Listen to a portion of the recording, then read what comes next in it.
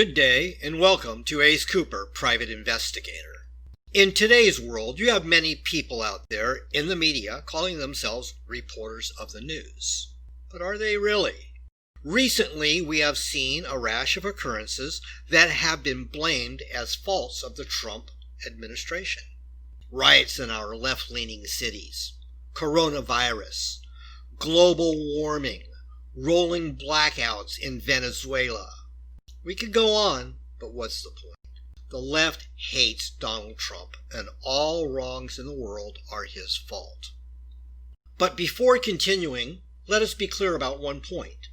The Democratic Party has been extinguished and reborn as the Socialist Party of America, led by Bernie Sanders, Elizabeth Warren, AOC, Kamala Harris, and there are others in there.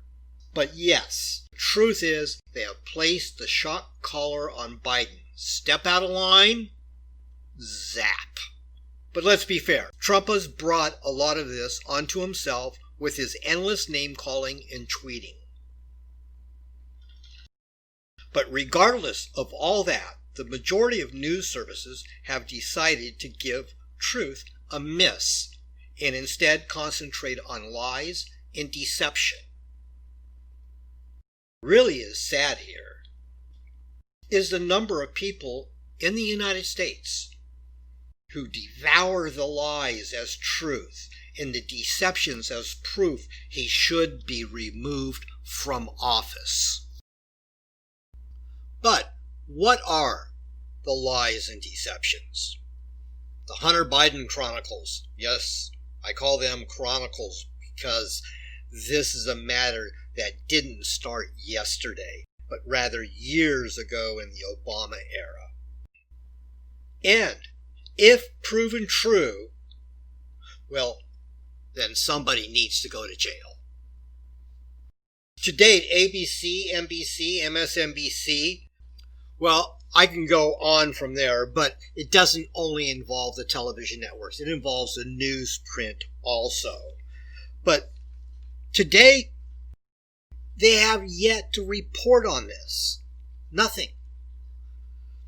Now, in contrast, those same news agencies blasted Trump with blaring headlines of Russian collusion, only to find out later it was all orchestrated by Hillary Clinton.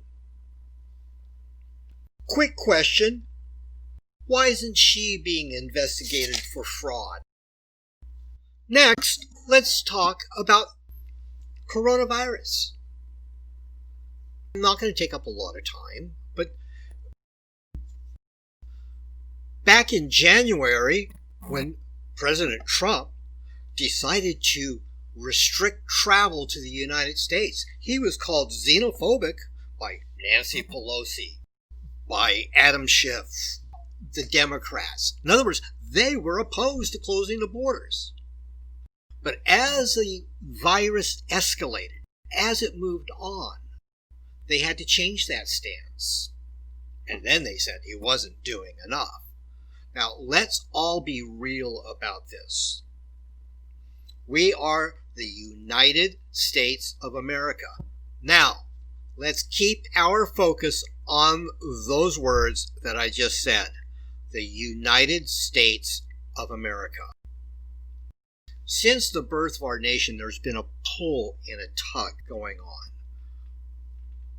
Might call it Democrat, Republican. Back then it wasn't a Democrat and Republican because the Republican Party didn't even begin until the 1860s.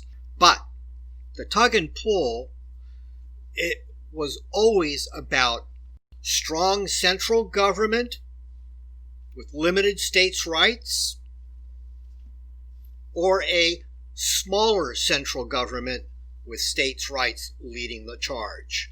Trump is a person that believes that small central government, let the states decide on a lot of these issues. And that's exactly what he did. I'm going to close the borders. You guys out there are going to do what you do to protect your people, and I will help you do that by supplying you with the items necessary to complete your task. So you need to ask yourself before you go to the polls on Tuesday, exactly who are the culprits here? Who? Okay, let's talk about global warming. Global warming has been an issue for years, since the 1980s, since the 1970s. All of a sudden, it's his fault. I'm not going to go into deep detail here because that would be an hour of my time or more.